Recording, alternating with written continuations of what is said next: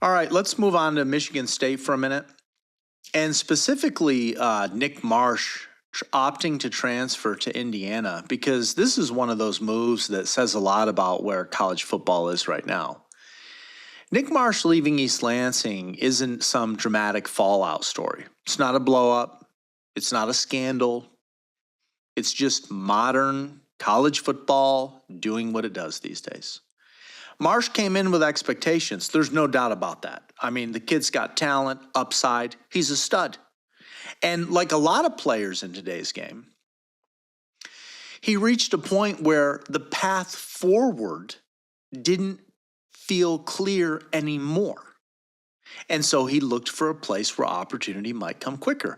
And that landed him at Indiana, which, if you want to stay in the Midwest, if you want to go with a program that's now and hot and could very well be winning the college football playoff here in the next few weeks, it shouldn't come as any surprise that Michigan State's top offensive player decided to go to that specific school.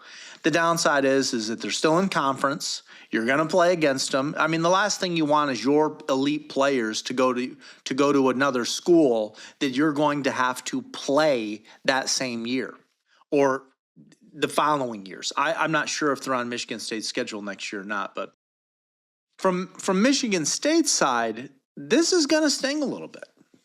Now, he was a part of a younger group that was talented, was elite, and of course you would hope that that kind of player stays and grows with the program. When those guys leave, it's a reminder that rebuilds don't get patience anymore, especially from the players. And now you've got Pat Fitzgerald coming in here, who has openly said he does not like the NIL structure. The guy's not a fan of it, you know.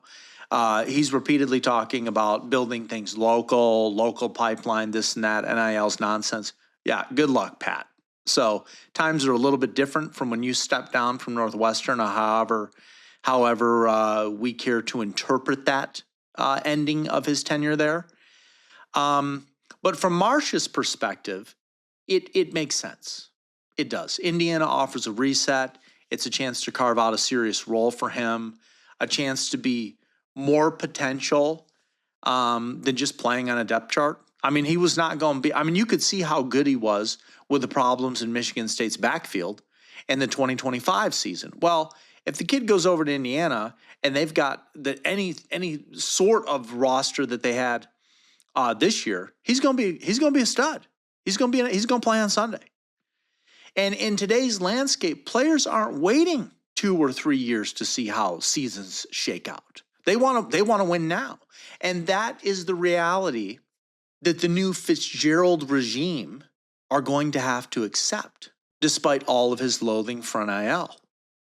You're not just recruiting high school kids, you're re-recruiting your own roster every season. And sometimes, even when you do things right, guys still are going to take off.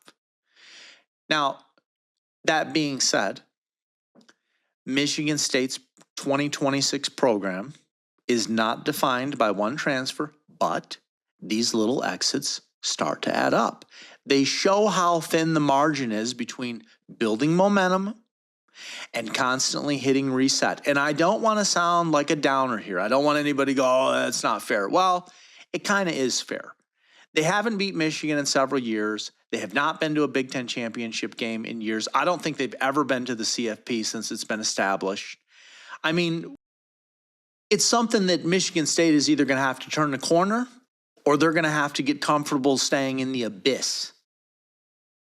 In any event, Marsh is heading to Indiana.